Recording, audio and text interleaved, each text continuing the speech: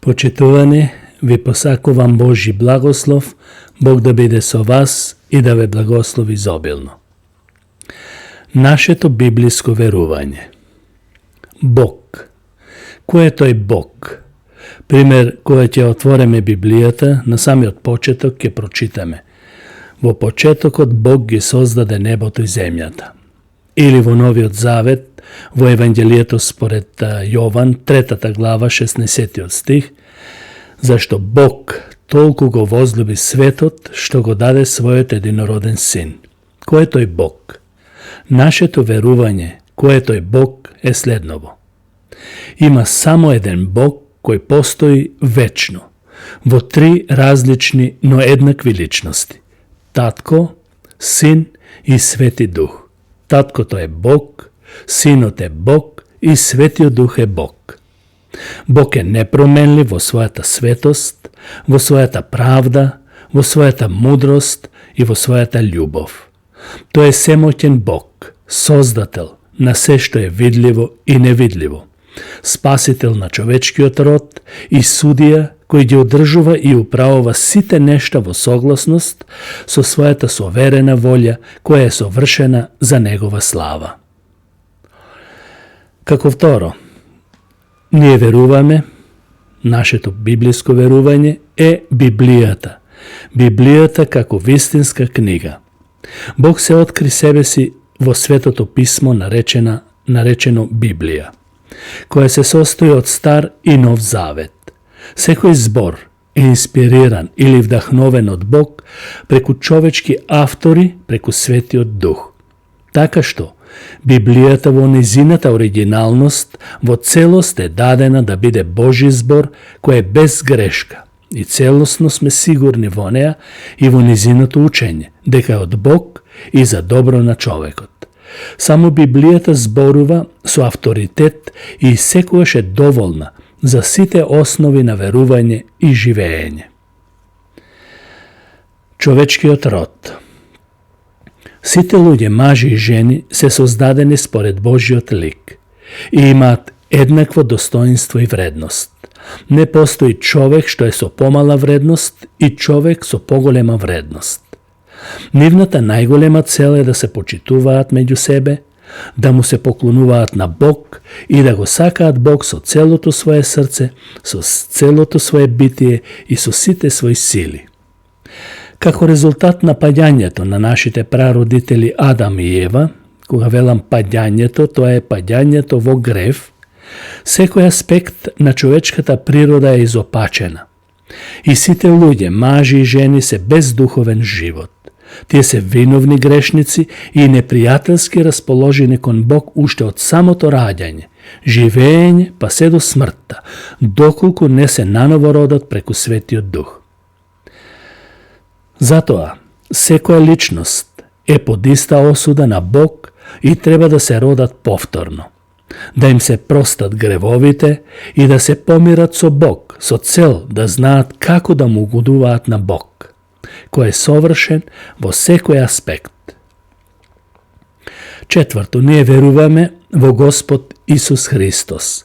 Немаме други посредници, светци, туку единствен светец е Господ Исус Христос, на кого треба да му се молиме, да го обожуваме и да бараме се што ни е потребно за нашата побожност.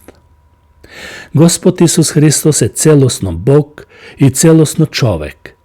Тој е зачнат од Светиот Дух, роден од Девица Марија, кој живееше безгрешен живот во послушност кон волјата на Таткото. Тој поучуваше со власт и сите негови зборови се вистински.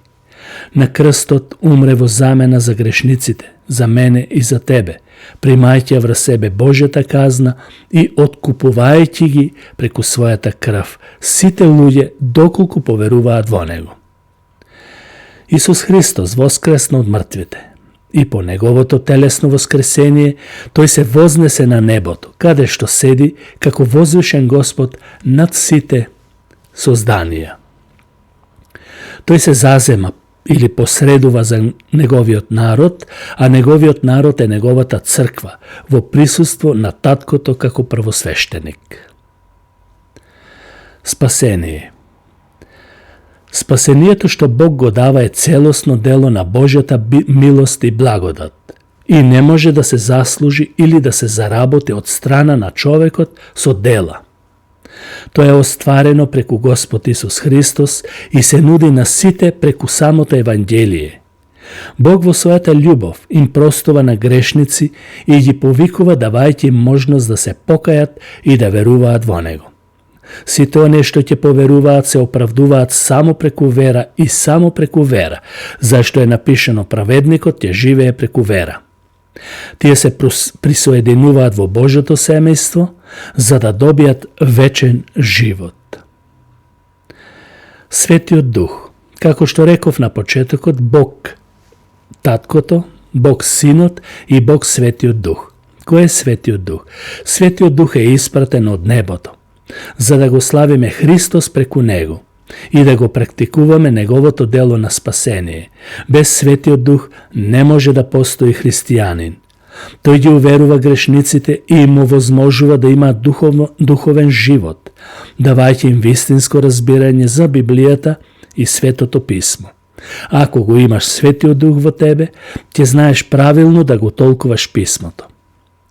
Тој, Светиот Дух, живее во сите верници, кој им дава гаранција на нивното спасение и произведува карактер сличен на Христос. Светиот Дух ја изградува црквата и преку него им дава можност на членовите да го слават, да му служат и да го проповедаат Евангелието. Црква. Универзалната црква е тело на кое што глава е Христос и на кое припаѓаат сите оние што се спасени по Божјата благодат. Тоа е видливо во сите локални цркви, кои се собрание на верници, посветени едни на други за обожување на Бог, за проповедање на Божјиот збор и за извршување на крштавањето и Господовата вечера, за пастирска грижа, дисциплина и за евангелизација. Единството на Христовото тело е изразено во рамките на црквите со взаемна љубов, грижа и охрабрување. Вистинското заедништво помеѓу црквите постои само кога тие се верни на самото Евангелие. Ние веруваме во два сакраменти, крштавање и Господова вечера, како надворешни знаци на нашата промена и на нашиот нов живот. Крштавањето и Господовата вечера се дадени на црквите од Господ Исус Христос како заповед, како видливи знаци на самото Евангелие. Крштавањето е символ на заедништво со Христос и влегување преку нов живот во Неговата црква. Но без да даде духовен живот самото крштавање, зашто крштавањето не може да го направи човекот свет, туку светоста се добива само преку вера. Господовата вечера е прославување на Неговата жртва, дадена на сите еднаш за секогаш, која не вклучува промена на лебото и виното. Сите Негови благослови се добиваат само преку вера и само преку вера. Нашата иднина. Ние веруваме во Господ Исус Христос кој ќе се врати од небото во слава и сила голема.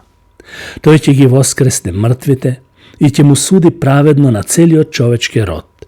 Лошите, тие што не верувале во Исус, ќе бидат испратени во вечната казна пеколот, а праведните, тие што верувале во Исус, ќе бидат добродојдени во животот на вечната радост, во заедништво со Бог.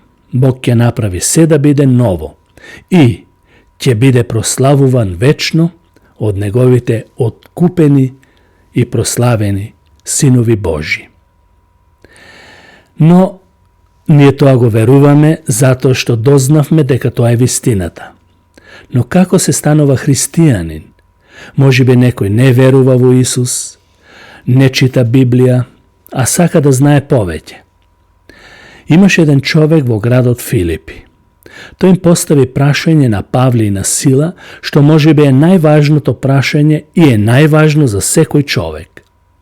За тој човек знаеме само 3 нешта. Беше чувар во затворот, Беше паганец или многубожец, кој не го познаваше Бог и беше во очајна ситуација, кој што сакаше да си го одземе животот. Но Павле го запре во таа намера. Прашањето на тој човек кон Павле и Сила гласеше вака: што треба да направам за да се спасам? Самиот факт што човекот го поставува прашањето укажува дека ја препознава потребата за спасение. Тој ја виде смртта во себе и знаеше дека му е потребна помош. Кога тој ги слушаше Павле и Сила во затворот, како го слават Бог, му се молат, тоа му беше знак дека и за него има надеж и одговор на неговото суштинско прашање како да се спаси од смртта. Одговорот беше многу едноставен. Павле му вели: поверувај во Господ Исус Христос и ќе се спасиш ти и целиот твој дом. Тој без двоумење веднаш го прифати тоа што му го рече Павле и поверува во Исус. Од тој миг неговиот живот се промени.